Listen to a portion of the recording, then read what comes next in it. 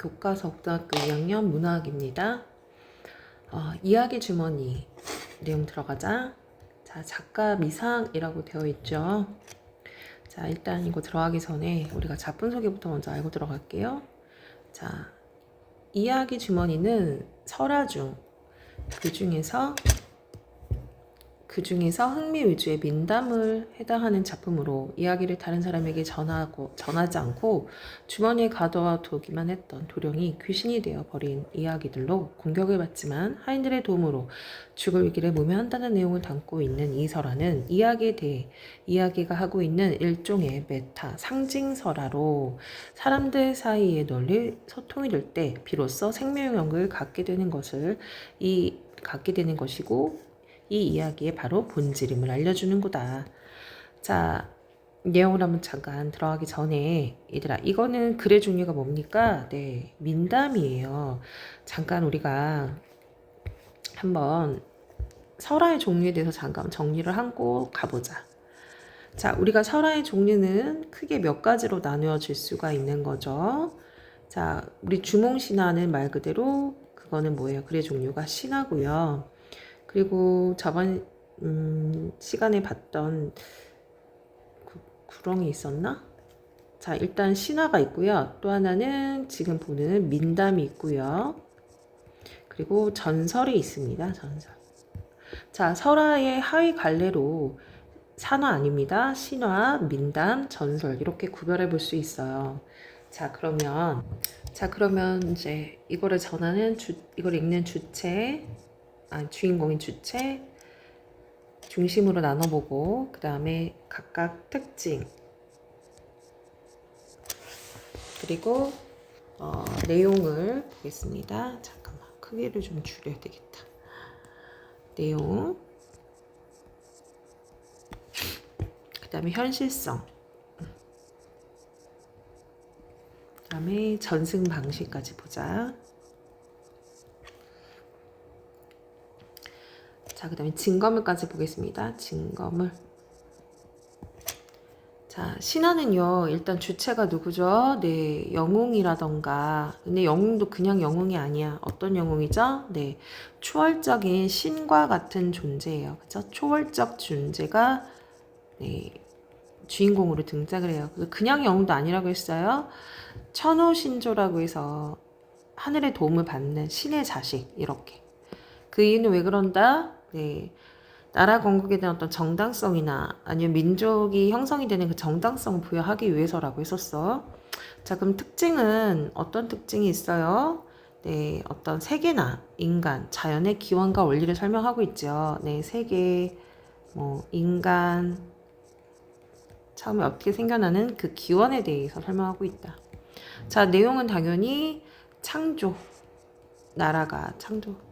시조가 창조된다거나 시조, 그 다음에 나라의 건국 이런 것들이 다뤄져 있다. 자, 그럼 현실성은 당연히 현실적이지 않지. 어떻다? 비현실적이다. 그리고 초월적이다.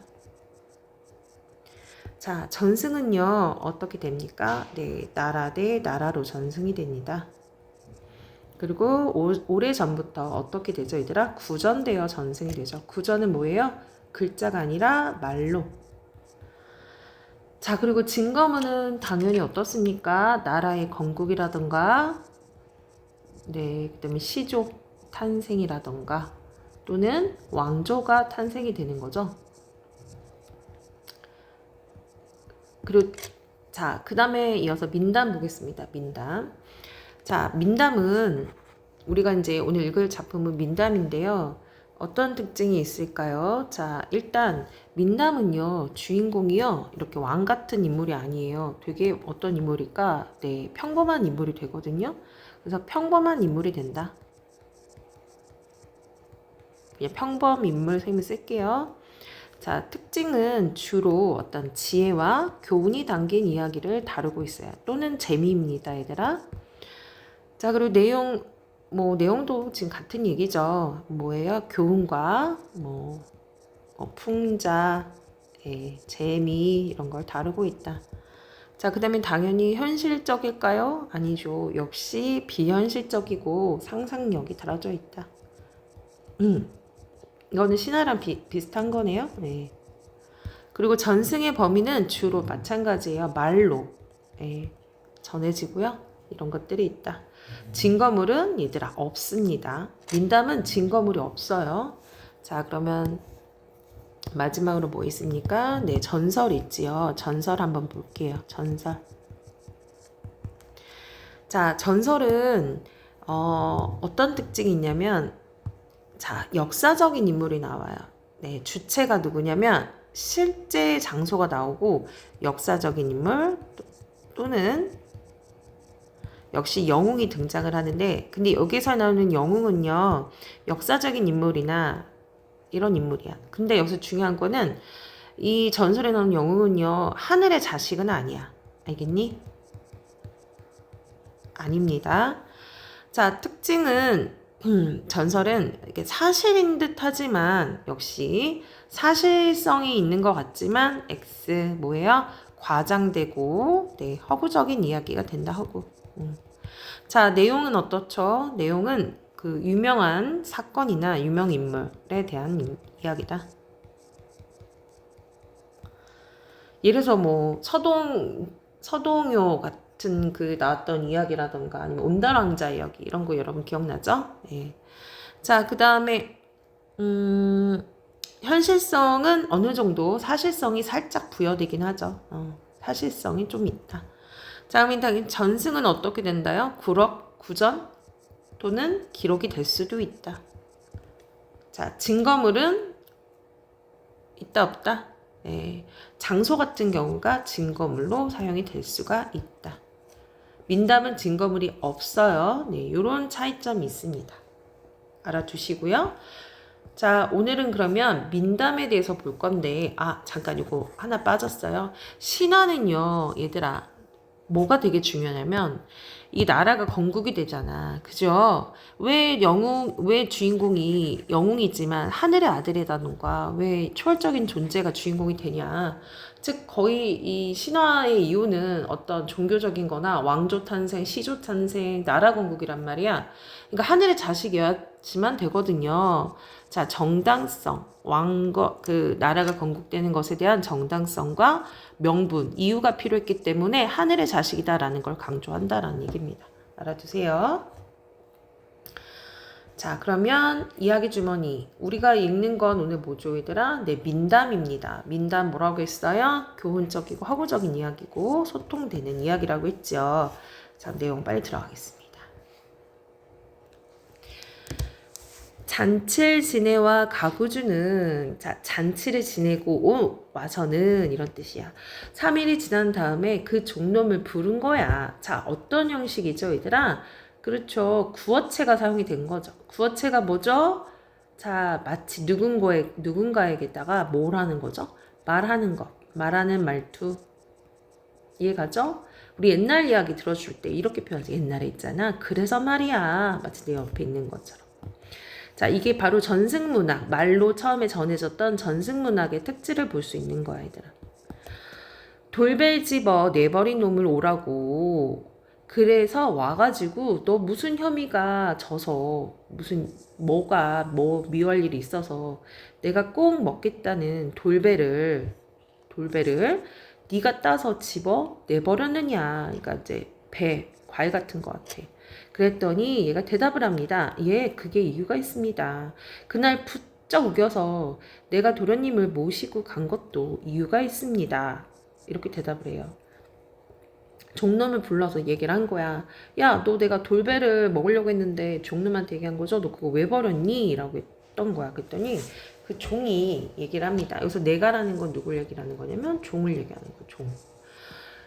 자기가 도련님하고 얘기하는 장면이거든요. 모시고 간 것도 이유가 있어. 그러니까 돌배를 못 먹게 한 것도 이유가 있고 도련님을 그날 모시고 간 것도 이유가 있대요.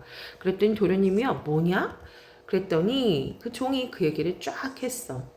눈실러 이렇게 돌아다니니까 도련님 그 공부하던 방에서 서로 그 귀신들끼리 얘기하는 걸 들은 거야. 지금 누가 얘기하는 장면이죠? 예, 종이 얘기하는데요. 도련님을 찾으러 다니니까 귀신들이 서로 얘기를 하더래. 그날 가구두서 풀어주지 않으니까 이걸 잡아야 되겠다고 누굴 그 귀신들이 그러면서 그 돌배를 만들어 놓고 그걸 먹음 죽게 하자고 했다는 거야. 자, 무슨 말이냐? 그 귀신이 얘기하는데 그 귀신들끼리 얘기를 해. 자기네들을 풀어주지 않으니까. 누가? 도련님이, 아이고, 지울게요. 도련님이 풀어주지 않으니까. 네. 도련님이 풀어주지 않으니까 어떻게 하기로 했어? 그 귀신들끼리? 그 도련님이 좋아하는 돌배를 만들어가지고 거기다 나쁜 무언가를 해서 그 도련님이 그걸 먹어서 죽게 만들자라고 한 거야. 그래서 내가라는 건 누구죠? 그 종이 얘기하는 거죠? 우정 그렇게 간 거라고 일부러 그렇게 했다는 거야. 돌배를 못 먹게. 그랬더니 이놈이 가만히 생각하니까 그 얘기 주머니가 생각이 나거든. 자, 이놈이 누구예요? 그 도련님이 생각해보니까 그 얘기 주머니가 생각이 났다는 거야. 아, 그래? 라고 누가 얘기하는 거야? 도련님이 얘기하는 거야. 도대체 귀신들은 어디에 gat혀져 있는 걸까? 자, 도련님이 이제 이 얘기를 하는 거야. 이제 종이 왜 그렇게 자기가 먹으려 했던 돌배를 못 먹게 했는지. 종이 우연찮게 도련님 방을 이렇게 근처에 가니까 귀신들이 쑥닥거리면서 도련님을 죽이기 위한 계략을 짜고 있었다는 거죠. 그 다음, 어떻죠? 감탄사 사용이 된 거네요. 감탄사. 지금 우리한테 이야기를 들려주고 있거든요. 이거 기록문화 아니잖아요. 예. 여기서 바로 구비, 말로 전해져 있는 구비 문학의 특징을 얘기하고 있다. 네. 그래서 참 자기 공부하던 방에 가보니까, 자, 누가? 도련님이 갔어. 그러니까 그 대들보, 그 집 안에 대들보 있죠. 거기에 이야기 주머니 시계가 3개가 이렇게 똘똘 말아서 이렇게 주머니 속에 가득가득 채워놓은 게 매달려 있었던 거야. 그러니까 이야기 주머니가 이 대들보 어디에 이렇게 해가지고 이렇게 매달려 있었나 봐. 이렇게 3개가. 그래, 이놈의 얘기 주머니를 갖다가선 터쳐서 다 풀어 내보냈단 말이지. 자, 이야기를 풀어서 내보내줬다라는 거예요. 이야기는 갇혀 있으면 됩니까? 안 됩니까? 안 되죠. 여기서 그 이야기의 메타, 상징이 있다라고 해서 얘들아, 메타 어려운 말 아닙니다. 자, 이야기가 왜 나오게 되었는지. 이야기는요, 말 그대로요. 떠돌아다녀야 돼요. 구비돼야 된단 말이야. 사람의 입과 입으로. 그죠? 바로 그 구비문학의 메타성, 상징성을 얘기하고 있는 거야. 그래서 이야기 주머니를 풀어 헤쳐 내보내줬다는 거야. 그 도련님이. 그때 헤쳐 내보냈는데, 겨우 나는 그놈의 걸 주워 듣다 보니까, 그놈의 걸, 여기서 나라는 건 말을 하고 있는 발화자야. 즉, 구연자입니다. 그저 한반 주머니밖에 못 가졌어예. 무슨 말이야? 그 이야기를 전부 그 3개의 주머니에서 나온 이야기를 다 알아요? 몰라요? 모른다는 얘기입니다. 그러니까 원래 옛날에 있잖아. 집집마다 이야기를 전해주는 사람이 있었어. 그러니까 책을 읽어주거나 이야기를 전해주거나 이런 사람들이 있었단 말이야. 자, 이렇게 이야기를 전해주는 구연자가 얘기를 하는데 저 그 얘기 다는 모르거든요. 하나밖에 몰라요. 이런 뜻이야. 한반 주머니밖에 못 가졌다라는 얘기는 그 3 주머니에서 나온 이야기를 다 알 수 없다는 얘기입니다. 자, 그러면서 이걸로 끝납니다. 띠리릭. 뭐예요? 이야기하는 상황이 뭐하고 있다는 거죠? 네, 끝났다라는 얘기야. 자, 그럼 이거는 어떤 모양의 형식이냐면 잘 보세요. 누가 구현을 했습니까? 네, 박강철이라는 사람이 구현을 했고요. 서대석이 채록을 했대요. 자, 무슨 말이냐? 이 박강석이라는 사람이 자기네 지역에서 좀 이렇게 이야기가 전달된 하나의 이야기 주머니라는 민담. 민담, 이야기 주머니 이야기를 해준 거야. 누구에게? 이 채록한 사람이 누구죠? 채록은 기록이란 말이에요. 네, 서대석이라는 사람이 채록했거든요. 예, 기록했단 말이에요. 그러면은 이 박강석 이 사람한테 얘기를 해줄 때는요. 어떤 형식이죠? 구비. 즉 구전의 형식을 띄었다라는 얘기고요. 자, 훗날에 뭐죠? 기록문학으로 이 민담이 기록이 되거든요. 자, 그래서 이 상황은요. 지금 이 박강석이라는 사람이 자기가 어렸을 때부터 들었던 그 주머니 3개 얽힌 이야기 중에서 그 이야기 주머니가 왜 이 세상 밖으로 나오게 됐는지 그걸 얘기를 해주는데 전체 이야기는 알지 못하니 그 중에 반밖에 못 가졌다라고 얘기를 하고 네 이걸로 끝납니다라고도 기록을 하고 있는 체록자에게 전달하며 이야기가 끝납니다. 이해 갔습니까? 이게 바로 춘천시와 춘성군에서 나왔던 이야기 대목 중에 하나다라는 얘기입니다. 이해 갔습니까? 자, 근데 원래는 전체 줄거리를 한 번 더 볼게요. 한 도령이 3년 동안 이야기를 종이에 적어 주머니에 넣어두었대요. 들은 이야기를.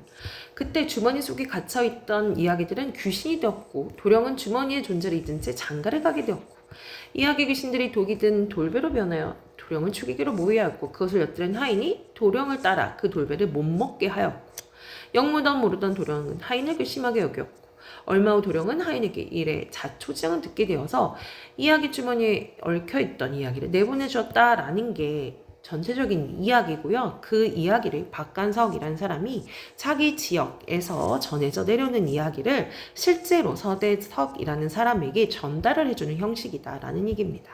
이해갔죠? 자, 그래서 우리가 여기서 다시 한번 알아야 될 게 뭐냐면 설화의 종류를 다시 한번 정리를 해보자는 거야. 신화, 민족 단위, 국가 단위로 전승이 된다고 했죠? 그래서 정당성, 명분성이 꼭 필요해. 그래서 반드시 초월적인 존재나 신의 자식이 된다고 했었어. 전설은 증거물이 있다라고 했었어. 그죠? 자연물이나 유래에 얽혔다. 민담은 평범한 민중이 주인공이 되는 흥미 위주의 이야기다. 자, 그래서 이야기 주머니의 짜임과 구비적 문화적 특징은 처음 부분에서는 자기가 들은 이야기를 주머니에 적고 그리고 도령을 주기로 하였는데 그걸 풀어내버렸다. 자, 구비문화적인 특징도 잘 보여주는데요. 구연자인 이 구연 말하는 거를 체록했어. 그래서 구어체적인 표현말과 군말 아까 여기 아 했던 감탄사 중간에 있었죠? 이런 것들이 아주 구체적으로 잘 드러나 있더라. 자, 그럼 이야기 주머니가 한국 문학에 포함된 이유는 바로 이 이야기를 만든 사람이 누구죠? 네, 우리 민족이거든요. 또 이야기를 전해서 기록하고 전달한 사람 또한 우리 민족이거든. 문자 표기는 바로 우리 말로 전승이 되었거든. 내용은 바로 우리 민족의 의식과 정서를 담고 있더라라는 거예요. 작가는 누군지 알 수 없으나 우리 땅에 전해져 온 이야기로 전달이 되었기 때문에 우리 민족이 전승 주체가 된다. 그리고 우리 민족의 의식과 정서가 담겨져 있고 이에 따라 구비문학도 한국 영역에 포함이 된다. 구비문학이 뭐라고요? 입구자를 써서 뭐예요? 입으로, 말로 전해진 이야기다. 기록이 되어 있지 않더라 라는 것 알아두세요.